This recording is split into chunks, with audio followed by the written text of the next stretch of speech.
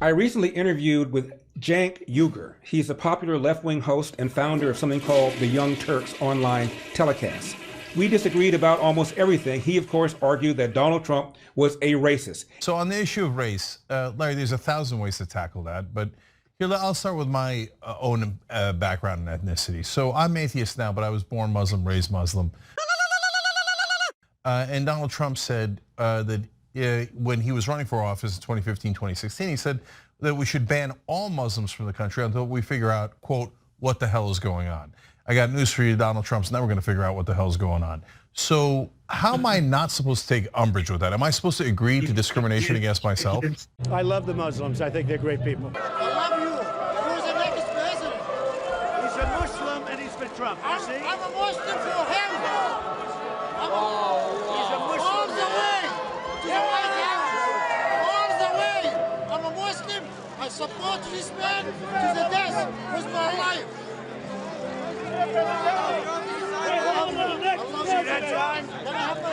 He was talking about certain countries where they were failed countries. No. On the campaign, Larry, let's be clear.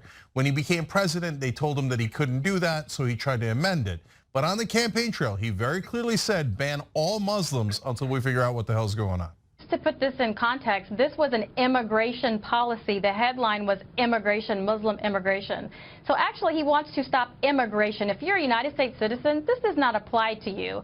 So he's just saying, yes, let's just halt everything for right now from Muslim nations and then wait until these processes are put in. Now, if we're talking about leaders or people that have business interests, there are going to be ways to appeal that process. This is just for general immigration of Muslims into this country. Because I'm not arguing whether Trump was a good president or not. That's a hilarious conversation and one we could have later.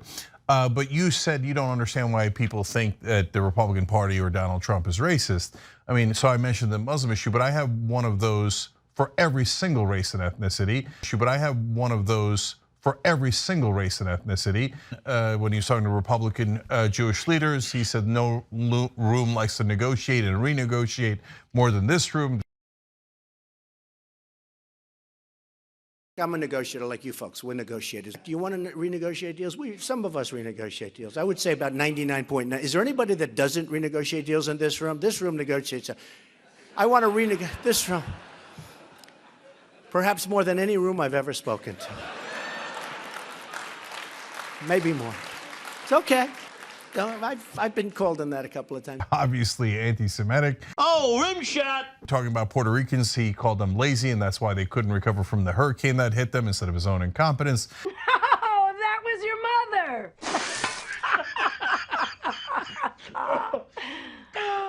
Puerto Rico is very important to me, and Puerto Rico, the people are fantastic people. I grew up in New York, so I know many people from Puerto Rico. I know many Puerto Ricans, and these are great people. And we have to help them. The island is devastated. But these are great people, they're wonderful people, they're hardy people. They'll be back. So those people are very important to all of us. I think I can speak for everybody sitting around this table. So we're working very, very hard on Puerto Rico. Little did we know that Joe Biden apparently was raised as a Puerto Rican. I was sort of raised in the Puerto Rican community at home politically. And so we came here for a long time, both for business and pleasure. Oops. He was outraged that Trump talked about the guilt of the Central Park Five. Now, these are the black teenagers found guilty of the 1989 rape attack of the Central Park jogger. When talking about the Central Park Five, five black and Latino kids in New York that were wrongly accused of a crime they did not do, a heinous crime, rape, murder, etc. Rape, murder, etc. They were proven innocent. He said, who cares? They should go to, they probably did something. Named Mateus Reyes confessed in 2002 to the rape of the Central Park jogger and said he acted alone. And further dramatized when Donald Trump, then a well-known real estate developer in New York, paid for a full-page ad in multiple newspapers, including the New York Times, advocating the return of the death penalty. So who cares? They should go to, they probably did something. Advocating the return of the death penalty. These are all over-the-top racist and bigoted comments. Bullshit. Can you not see why we would think that he was racist? And the Republican Party that celebrates him therefore is also racist. Regarding the Central Park Five, I believe they were guilty. I don't think Donald Trump was wrong about that. I spoke with the officer in question. By the way, he happened to be a black guy, and he is convinced that these boys did in fact commit the crime. That's insane, Larry. I got to tell the audience real quick. They were exonerated. They were exonerated by the justice system. The DNA of the actual killer was found at the crime scene. So I don't want misinformation on this channel. That's crazy talk. You said killer. Nobody was killed. Sorry, you're right. the DNA. Thank you for the clarification.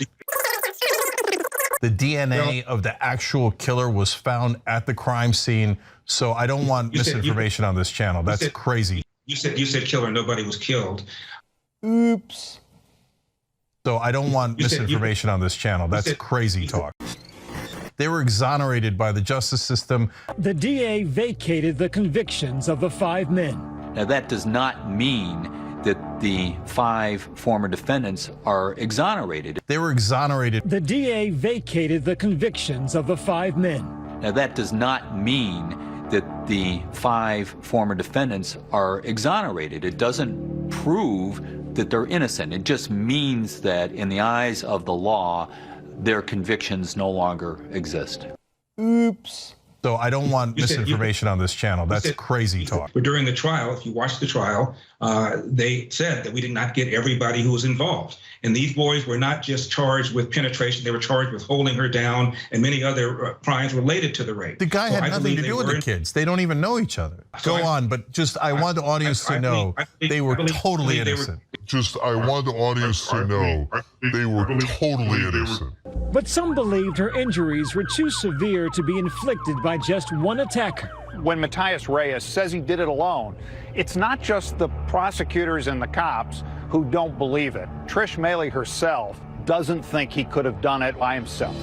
I believe they were guilty, and I urge you to read some of the columns that Ann Coulter wrote about the Central Park Five. Tell everybody about what the Central Park Five even is.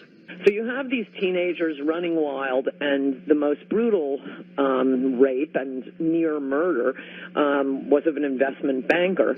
She was beaten so badly, her case was initially assigned to the homicide unit of the New York DA. None of her doctors thought she'd make it through the night. They waylaid her, dragged her into the woods, beat her. She lost 3/4 of her blood. Her eye was out of her eye. When the police showed up, they didn't know if it was a man or a woman. They just saw this person moaning. They heard the moaning from the mud. And what confuses people is there was no DNA evidence connecting the 5 who confessed to the crime.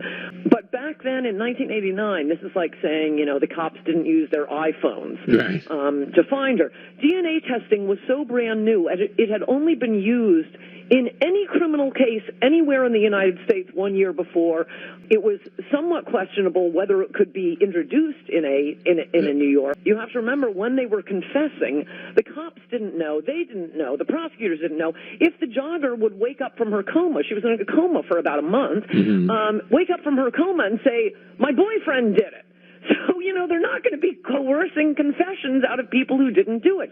The 5 boys confessed on videotape in the presence of their parents, some of whom were really lovely and showed up at the police station and said, "Tell the truth and take the consequences."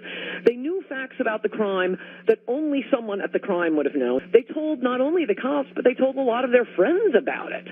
The confessions were attacked in a 6-week pre-hearing by the judge, ruled on. 2 multi-ethnic juries heard the case with, cross-examination. This is how we decide cases in America.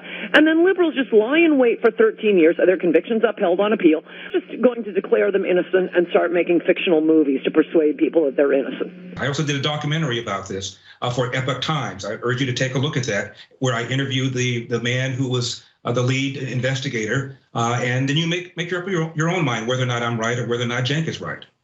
Once we arrested them, you have to understand something. We arrested them before the jogger was even found. The jogger was still in the ravine. She was by herself in a ditch by a stream, basically dying.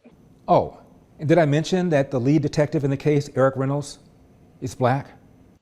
Yeah, by the way, just again, for clarification, the justice system, prosecutors, everyone involved said they did not do it, they were innocent, and they were released. So no, they didn't. The two lead prosecutors still maintain that that these boys were. No, in no, fact I don't mean guilty. the original prosecutors who ruined those kids' lives for their own careers. Of course, they're going to lie about it. I mean the current day prosecutors who say, no, we found the guy and now we're prosecuting him, the actual guy who did it. The New York City Police Department ends up feeling it needs to do something to tell its side of the story. And so the police commissioner decides to appoint Michael Armstrong, who would deliver the Armstrong report. I don't think there is any credible evidence at all that anything was done in an improper way to make them talk. Of course, they're going to lie about it. I mean the current day prosecutors who say, no, we found the guy and now we're prosecuting him, the actual guy who did it. The city sticks by its cops and prosecutors. It says we're not going to hang them out to dry. They did not engage in police misconduct. They did not engage in prosecutorial misconduct. I just don't understand a settlement for that kind of behavior. Sorry. So I don't want misinformation on this channel. That's crazy. Oops. Dick, you're a lawyer, I'm a lawyer. You know what the canons of ethics are. The prosecutors have to do justice. And if there's evidence that these boys were innocent, the prosecutors have to then argue and make sure that they are not prosecuted. The lead prosecutors in this case still maintain that these boys were in fact guilty. Okay, I think they're liars and deeply immoral, but we can move on. So all the litany of different racist things that Donald Trump said, are you going to say, no, none of them were racist or some of them were, but so what, deal with it? Let's talk about, if you don't mind, the litany of racist things that Joe Biden has said. He told Charlemagne the God, you ain't really black if you don't want to vote for me. What the hell is that? Telling somebody that they're not really black unless you vote Democrat? Got more questions, but I tell you, if you have a problem figuring out whether you're for me or Trump, then you ain't black. He said it to an audience of a bunch of black people about Mitt Romney. He wants to put y'all back in chains. Unchain Wall Street. They're going to put you all back in chains. He's lied consistently for decades about his alleged civil rights record, claims he went to the black church where he was strategized how to desegregate restaurants and movie theaters in Wilmington, Delaware. A New York Times investigated, zero evidence he ever did any of that. Black members of the church said they never saw him. He lied and said that he was with Andy Young when he tried to visit Nelson Mandela during apartheid South Africa. No evidence whatsoever that he did that. I had the great honor of being arrested with our UN ambassador on the streets of Soweto trying to get to see him on Robben Island. Came back from South Africa trying to see Nelson Mandela and getting arrested for trying to see him on Robben Island. He was in prison. I guess I wasn't arrested. I was stopped. I was not able to move where I wanted to go. He's lied repeatedly about his alleged civil rights record. Why? In order to curry favor with black people, never mind insulting them and lying to them about what he's done. I consider that to be pretty racist. He said that Barack Obama was the first light-skinned, clean African-American. I mean, you got the first sort of mainstream African-American who was articulate and bright and clean and a nice-looking guy. I mean, that's a storybook, man. He's never met a clean African-American before. What is that? Yeah. So, Larry, good news for you. Unlike right-wing media, we don't lie. Whether you think those are racist or not, we have shared almost every one of those with our audience. We've criticized Biden deeply for every one of those incidents. So we're not like mainstream media. We have pointed out every single thing that you mentioned and deeply criticized them for it. I never said you didn't. I'm just saying that when you talk about how racist Donald Trump is, let's look at some of the ridiculously racist things that Joe Biden has said. He said that black kids were just as smart as, just as talented as white kids. Poor kids are just as bright and just as talented as white kids. Wealthy kids. What is that? I mean, honestly, he's made bonehead comment like that after bonehead comment like that. Joe Biden has said a lot of dumb things and and bad things. And by the way, lies, the lies drive me nuts. David Duke said, and I quote, "That's why we voted for Donald Trump, because he said he was going to take our country back." So folks, it's time to take back America, as we said. Let's get up and take it back and make this country what it can be. Get the hell up and take back the country. I think Joe Biden, with a stroke of a pen, relieving about $500 billion of student debt, was illegal and wrong and should not have done it the way he You think pulled out that's of the same as Afghanistan. bigotry or racism? We're talking about his record as a president. I think what Donald Trump has done for the economy was outstanding. What he did for the borders was outstanding. What he did on judges was outstanding. Everybody can quarrel with certain kinds of things that people have said. If I did that, I could dismiss Joe Biden for lying and saying that the student debt forgiveness program was ratified by Congress and was passed by Congress with 2 or 3 votes, and he signed the bill when it was in fact an executive order. He claimed that his son died in Iraq when his son died of cancer stateside.